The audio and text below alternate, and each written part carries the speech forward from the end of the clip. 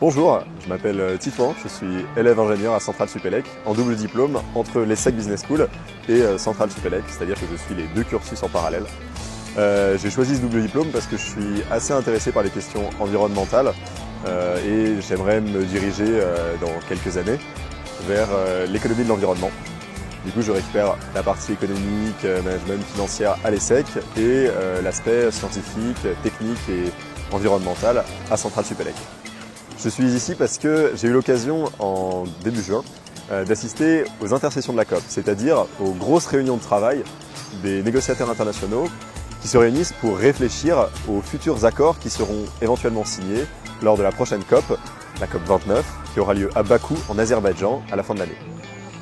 Ce que je retiens des intersessions, d'abord c'est un moment vraiment impressionnant. Il faut s'imaginer qu'il y a 194 pays qui se réunissent tous ensemble pour discuter pendant 2 semaines de l'avenir des accords internationaux sur le climat à l'échelle mondiale.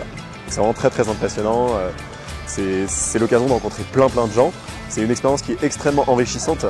On s'assoit à une table et on discute avec une étudiante bulgare, un ingénieur et économiste allemand, un négociateur mexicain. C'est vraiment l'occasion de rencontrer plein de gens, de découvrir d'autres points de vue, d'autres façons de réfléchir, d'autres approches de ces sujets qui ont aujourd'hui une place centrale. Et puis, c'est aussi un moment qui est un petit peu frustrant parce que c'est des sujets qui avancent lentement. Ça fait maintenant 50 ans que ces problématiques sont sur la table des scientifiques et une bonne trentaine d'années qu'elles ont été saisies par les puissances politiques. Néanmoins, ça prend du temps et aujourd'hui encore se négocient les principales thématiques qui sont remontées lors de la dernière grande COP qui a eu lieu à Paris en 2015, la COP 21. On se demande souvent si la COP c'est quelque chose de vraiment utile. Elle a lieu tous les ans, ça avance lentement, c'est difficile, on a souvent des positionnements qui sont faibles.